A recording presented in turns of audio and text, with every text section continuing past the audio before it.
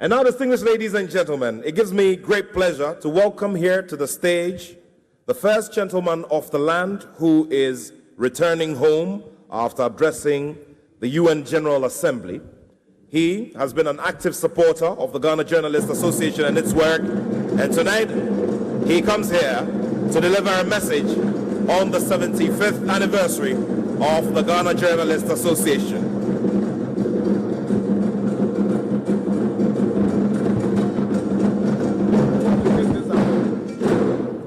Your Excellency, the nation is listening.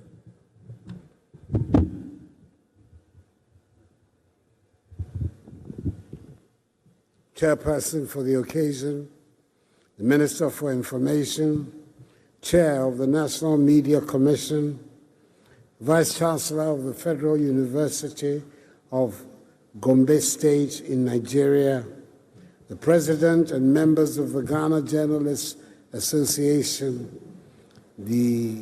our traditional rulers, UN Resident Coordinator, and other members of the Diplomatic Corps, fellow Ghanaians, ladies and gentlemen. I thank the President of the Ghana Journalists Association for the invitation to be with you today as we celebrate a remarkable milestone in the history of journalism in our beloved country, 75 years of excellence. Before I begin, allow me to share a brief reflection on how important this occasion is to me personally. Just hours ago, I landed back in Ghana from the meeting of the United Nations General Assembly in New York. It has been a demanding schedule, engaging world leaders on critical global issues. But I knew that I could not, under any circumstances, miss this ceremony.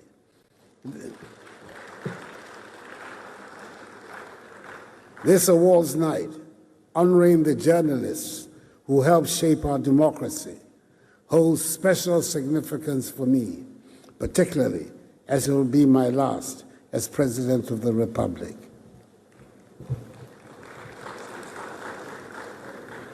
I wanted to be here to celebrate with you, to acknowledge the incredible work you have done and do, and to say thank you.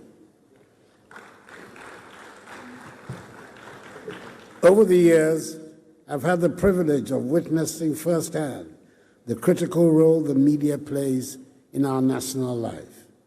I have seen how your dedication and courage have shaped our democracy. And as my presidency draws to its end, I could not pass up the chance to honor personally this gathering of Ghana's finest journalists. Thank you for your resilience in times of adversity, for your courage in times of uncertainty, and for your dedication to telling the stories that shape our nation.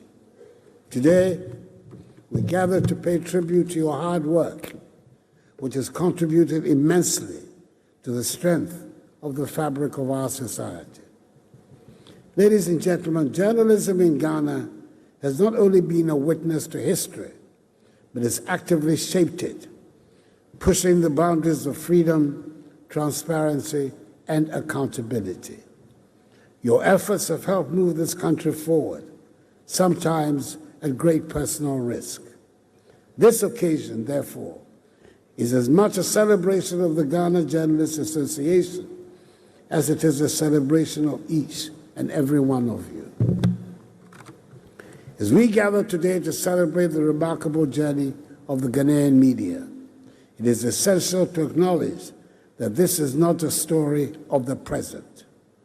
The media's contribution to our nation's progress reached back to one of the most defining moments in our history, our fight for freedom and independence.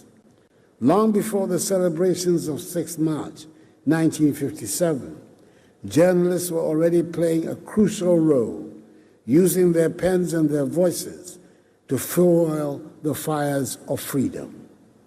In those difficult years, the media was not merely a tool for information, it became the lifeblood of the independence movement.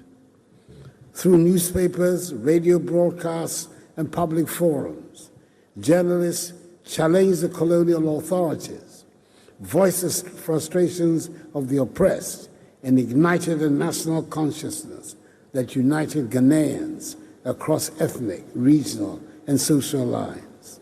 The power of the written and spoken word became a formidable force, bringing hope where there was despair and courage where there was fear. Names like Dr. J.B. Dankwa, Kwame Nkrumah, and others who were key figures in the independence struggle are often celebrated as political icons. But we must also remember that many of them were journalists, using their platforms to inspire and lead. Let us not forget the courage it took to speak out in those days. Colonial rule was not kind to dissenting voices, and journalists faced harassment, imprisonment, and censorship. But they pressed on, driven by their belief in an independent Ghana.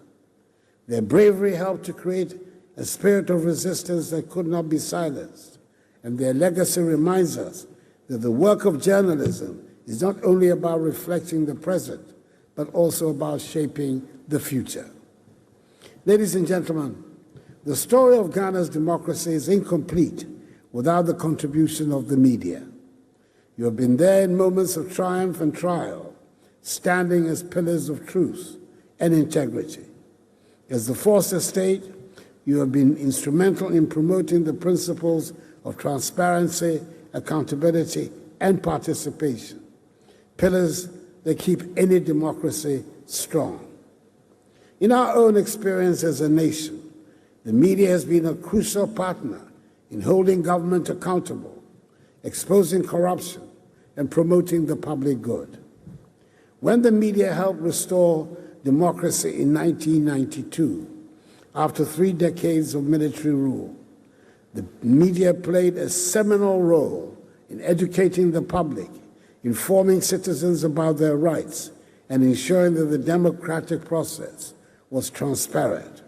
You helped shape the democratic culture that Ghanaians cherish today. I have always maintained that democracy does not thrive in darkness. It needs the light of scrutiny, debate, and engagement. And it is the media that holds the torch, illuminating the path towards a brighter society. Indeed, without a free and vibrant media, the work of good governance becomes difficult and the people's voice diminished. But as we know, with great power comes great responsibility. This power to shape opinions, to frame narratives, and to hold leaders to account requires the utmost care, integrity, and a deep commitment to the truth. The bond between journalists and the public is built on trust, and it is this trust that must be continually safeguarded by your professionalism and dedication to accuracy, fairness, and balance. As we look back on the role of the media over the past 75 years, we must pay particular attention to its contribution to our electoral process. Elections are the bedrock of any democracy, and the media is the lifeblood that sustains them. Every 4 years, Ghanaians go to the polls to choose their leaders, and in that process, the media plays an indispensable role. It is through your work that citizens are informed about the policies of political parties, the integrity of candidates, and the issues that matter most to their lives. The responsibility of the media during elections cannot be overstated. You have been at the forefront, monitoring the polls, reporting on potential irregularities, and ensuring that the voices of the electorate are heard. The peaceful transitions of power that we have seen in Ghana are in no small part due to the diligence and integrity of the media. But the times are changing. In this digital age, we face many new challenges: disinformation, misinformation, fake news, and sensationalism that can distort the electoral process. While the technology has democratized information, it has also created new vulnerabilities. In the age of social media, where information travels faster than ever, journalists must rise to the occasion by being the gatekeepers of truth, ensuring that facts prevail over falsehoods. As we prepare for yet another election cycle, I call on the media to continue its vital work, reporting with integrity, ensuring fairness in coverage, and providing voters with the accurate, timely, and comprehensive information they need to make informed decisions. The stakes are high, and your role has never been more crucial. Ladies and gentlemen, I stand before you not only as the President of the Republic, but as someone who has walked alongside the media on this nation's journey to freedom and democracy. It was a journey to which I too felt deeply committed, both as a citizen and as a public servant. Even though the Constitution of the Fourth Republic provides protection for journalists and state-owned media outlets to perform their duties without interference from the executive, members of the MPP know all too well what it feels like to be on the receiving end of being shut out by these outlets. You may recall that we had to go to court to obtain a formal ruling from the Supreme Court, which ultimately liberated media houses like the Daily Graphic to act in accordance with what is right. It was one of the high points of my professional career, arguing before the Supreme Court the case of the New Patriotic Party versus the Ghana Broadcasting Corporation, where the court pronounced on the constitutional imperative of according equal time on state media to the views of all political actors.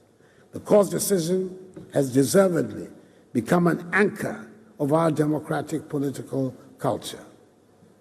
In 2001, when I had the privilege of serving as Attorney General, another of the proudest moments of my career was leading the effort to repeal the criminal libel law. For too long, this law had served as a weapon to muzzle free speech, a tool used to intimidate journalists and a threat to the freedom of the media. Its repeal was not just a legal victory, but a moral one too, a commitment to the belief that the media should be free to report without fear of persecution. I believe then, as I believe now, that freedom of the media is essential to the health of our democracy. It is why, as President, my government also worked tirelessly to pass the Right to Information Act, a law that empowers journalists and the general public to seek the information they need to hold leaders accountable. For years, the passage of this law had eluded us, but I'm proud that it was my government that saw it through. This law has opened up the workings of government and given the media the tools it needs to continue playing its watchdog role effectively. I remain deeply committed to ensuring that the media in Ghana remains free, vibrant, and independent. Media freedom is not a privilege, but a right enshrined in our Constitution, and it must be jealously guarded.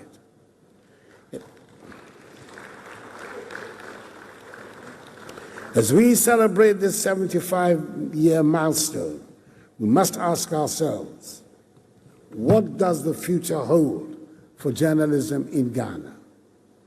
The landscape of journalism is evolving, and so too must the profession. In this age of instant news, social media, and citizen journalism, traditional media must adapt.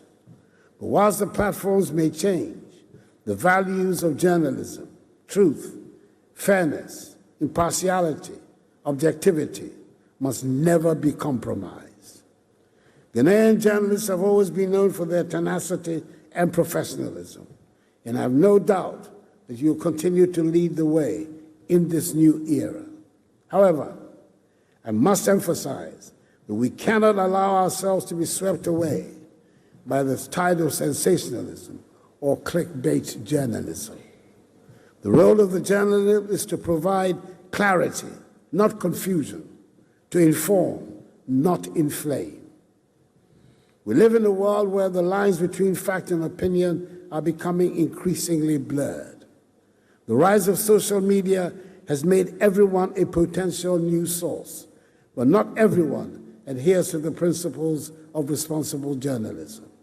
It is in this climate that your role as professional journalists becomes even more critical. One of the most dangerous threats to our democracy today is the deliberate disinformation campaigns and the distortion of facts aimed at character assassination. Sadly, I'm not speaking of theoretical threats.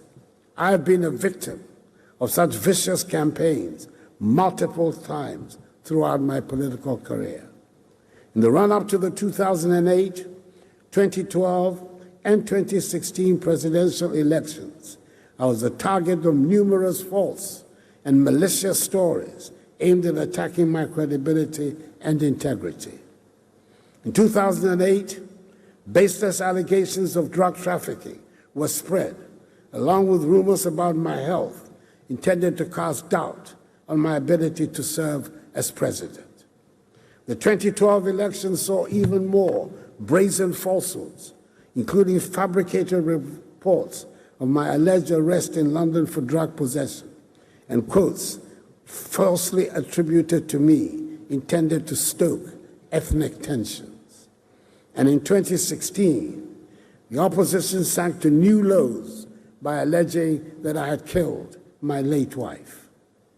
Today, with 2 months or so to the December 2024 elections, they are at it again. A fabricated document entitled Ejapadia is being peddled around by operatives of the opposition as evidence of a grand scheme by my party and my family to annex the assets of the state. These unfounded, baseless allegations are part of a broader effort to discredit me and my administration. But as I have always done, I will continue to place my trust in the people of Ghana to discern truth from falsehood. These experiences underscore the importance of responsible journalism. The media must act as the gatekeepers of truth, helping our society distinguish fact from fiction and resisting the dangerous pull of sensationalism. Your role in combating misinformation and disinformation is about protecting the reputations of individuals and safeguarding the integrity of our democracy itself. I'm confident that just as you've risen to the challenges of the past, you will rise to the challenges of the future. The Ghanaian media has shown time and time again that it is resilient, innovative, and committed, but largely to the truth. Before I conclude, let me address a matter that remains of grave concern: the safety and security of journalism. It is deeply troubling when journalists are subject to threats, intimidation, or violence simply for doing their jobs. No democracy can function properly when its journalists are under siege. My government remains committed to ensuring that every journalist in Ghana can work without fear. Those who attack the media attack democracy itself, and such actions should not and cannot be tolerated. Ladies and gentlemen, as we celebrate 75 years of the Ghana Journalists Association, let us not just look back at how far we have come, but also look forward to the future we must build together. The media has always been and will continue to be a cornerstone of our democratic journey. Your work is essential to the strength of our democracy, the integrity of our elections, and the progress of our nation. I thank you once again for your service, your sacrifice, and your commitment to truth and justice. Together we will continue to build a Ghana where democracy flourishes and where the media remains a beacon of hope and freedom for all. As I near the end of my presidency, I want to express my personal appreciation for the partnership we have shared. It has been an honor to engage with the media as president and I look forward to watching the growth and development of journalism in Ghana from a different vantage point, retirement from active public life. And when that day comes, I hope some of you will visit me in Jebi. There, in the quiet of retirement, we can reminisce about the days gone by and share stories about how far we have come as a nation. The door will always be open to you. May God bless the Ghana Journalists Association and us all, and may God bless our homeland Ghana and make her great and strong. I thank you for your attention.